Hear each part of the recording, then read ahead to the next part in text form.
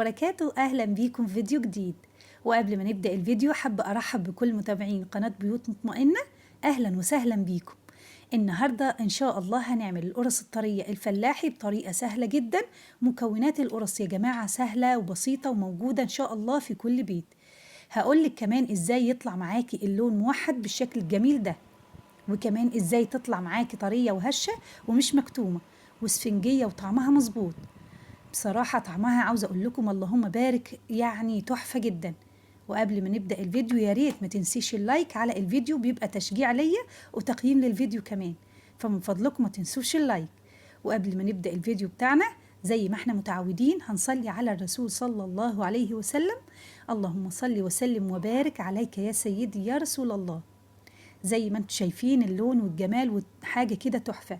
عملنا بالسمسم وعملناها سادة، براحتك عاوزة تعمليها كمان مالحة